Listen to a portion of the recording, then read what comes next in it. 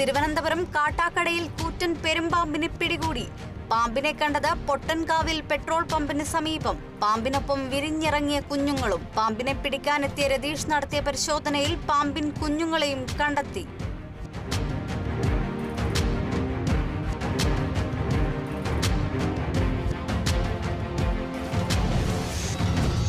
തിരുവനന്തപുരത്തെ മുൻകാല സാമൂഹിക പ്രവർത്തകനായ ബഷീർ ഹാജിയെ അനുസ്മരിച്ച് നെടുമങ്ങാട് സാംസ്കാരിക വേദി 14ാം വാർഷികാനുസ്മരണവും ഭക്ഷ്യക്കിറ്റ് വിതരണവും നടന്നു. കിറ്റുകളുടെ വിതരണോദ്ഘാടനം സാംസ്കാരിക വേദി ചെയർമാൻ നെടുമങ്ങാട് ശ്രീകുമാർ നിർവഹിച്ചു. പാലാ അൽഫോൺസ കോളേജ് ഇംഗ്ലീഷ് പോഷക സമാചരണം വിപുലമാക്കി തൃശൂർ മണലൂർ പഞ്ചായത്ത്.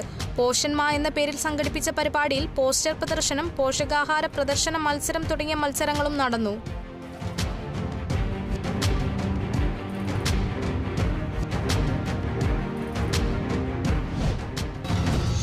NSS ദിനത്തിൽ എറണാകുളം ഗവൺമെന്റ് ആയുർവേദ ആശുപത്രിയിലെ കിടപ്പു രോഗികൾക്ക് ഭക്ഷണപ്പൊതികളുമായി നാഷണൽ സർവീസ് സ്കീം വളണ്ടിയർമാർ. പറവൂർ NSS ഹയർ സെക്കൻഡറി സ്കൂളിലെ വിദ്യാർത്ഥികളാണ് പതേയം പദ്ധതിയുമായി ആശുപത്രിയിലെത്തിയത്. രോഗികൾക്ക് വിതരണം ചെയ്തത് വിദ്യാർത്ഥികളുടെ വീടുകളിലുണ്ടാക്കിയ ഭക്ഷണപ്പൊതികൾ.